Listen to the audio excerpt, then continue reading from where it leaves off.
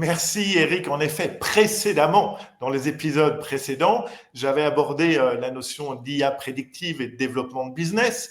Et puis on est rentré dans la saison des dystopies, des distorsions, avec la fin des dystopies, avec la fin des générations. Et j'aurais pu écrire aujourd'hui la fin des métiers ou la fin de l'humain, point d'interrogation. En tout cas, c'est la question du grand remplacement.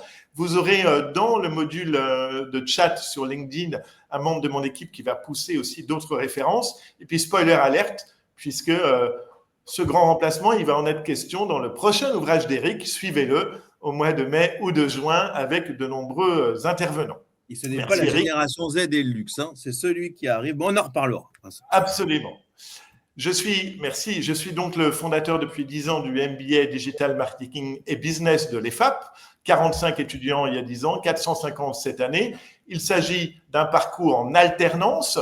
Vous pouvez rentrer en 4e ou 5e année. Le généraliste, vous avez également des majeurs dans le domaine du luxe, de la beauté, de la cosmétique, de l'IA et de la data, ou choisir la version initiale, 6 mois de cours, 6 mois de stage, avec l'incroyable double diplôme à Shanghai avec l'ESCA, ou le généraliste à Paris.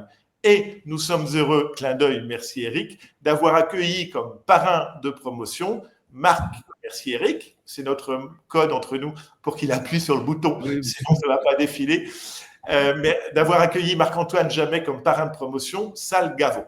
Mais le sujet n'est pas là, revenons, merci Eric, au cœur du sujet, où en est-on de l'IA, du grand mensonge? Les études foisonnent sur le nombre d'emplois menacés, voire supprimés, 14 000, 16 000, 20 000 de Capgemini à Amazon, ça n'arrête pas, c'est parti. Nous sommes dans une nouvelle ère.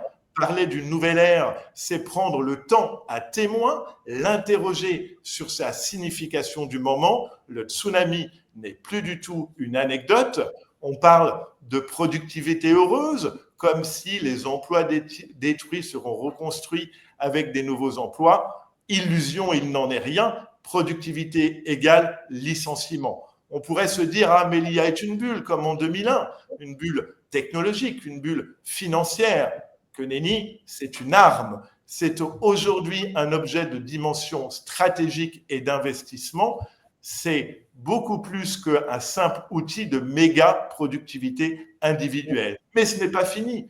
L'IA générale, cette super intelligence capable d'apprendre, de savoir, de comprendre, de développer plus vite que nous et au-delà de nos limites, arrive dans 5 ans, dans 10 ans, dans 15 ans, personne ne sait. Mais ce que l'on sait, c'est que tous autour de cette table virtuelle, on sera loin de la retraite.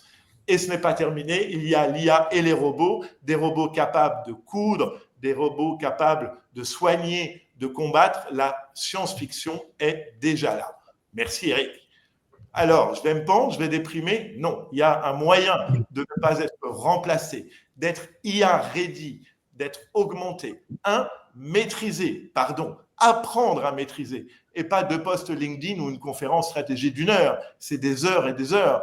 Prompter prend du temps, demande du contexte, des rôles, des formats de sortie. Il faut même, on parle de se mettre dans la posture socratique de l'ignorant, demander à l'IA de me questionner pour avancer. Il faut également aujourd'hui maîtriser les process d'automatisation d'IA agentique pour être IA ready et employable. Mais les conséquences de l'IA ne sont pas que professionnelles, elles sont sociétales. Il faut aujourd'hui comprendre l'IA, comment elles sont construites, sur quelles données d'entraînement, comprendre la dangerosité de la notion d'alignement. Bref, il est urgent de se mettre en veille technologique, en curiosité citoyenne, car un jour, et il y a déjà un débat citoyen, suivez celles et ceux qui sont capables de vulgariser et de vous expliquer les choses aujourd'hui. Mais cela ne suffit pas, car si l'IA remplace mon expertise, elle érode mon cerveau. Une étude récente du MIT Lab a prouvé que l'utilisation avancée de ChatGPT, tous les marqueurs cognitifs étaient en baisse.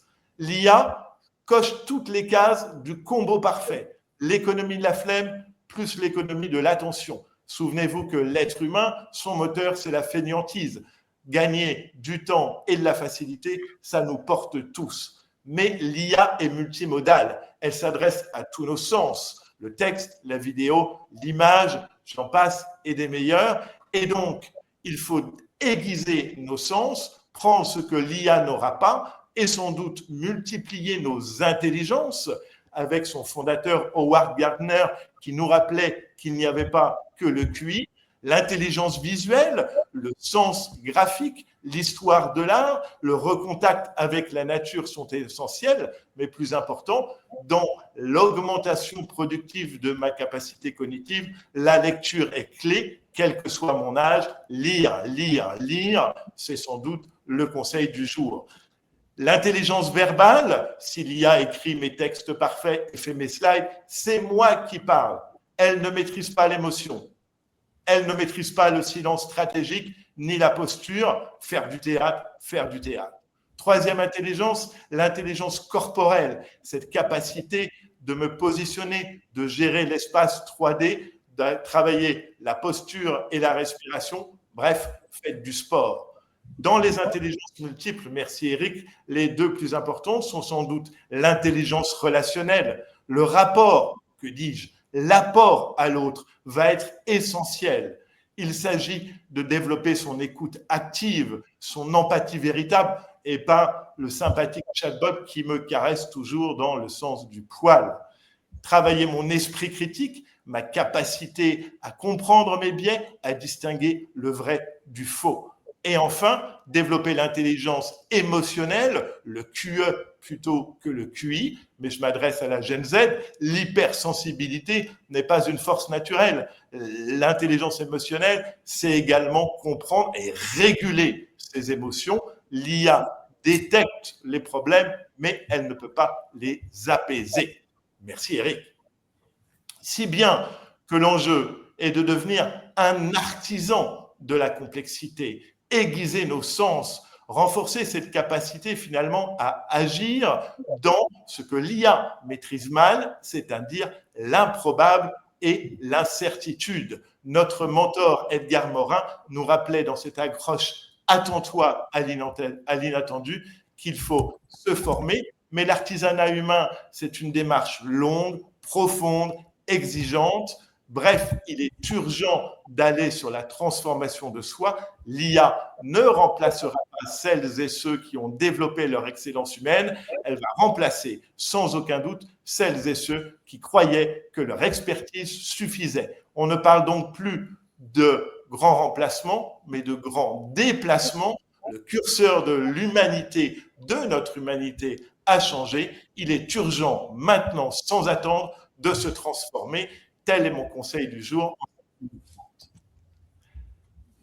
Et on en reparlera tous ensemble, si vous le souhaitez, avec la grande patronne de la Fédération française de la beauté et la cosmétique, Régine Ferrer, également avec Constance Clément, qui a fait toute sa carrière chez Hermès aux médias, et des étudiants dans la beauté et la cosmétique chez Manuscrit ou encore à l'hôtel Pullman. Vous avez un QR code.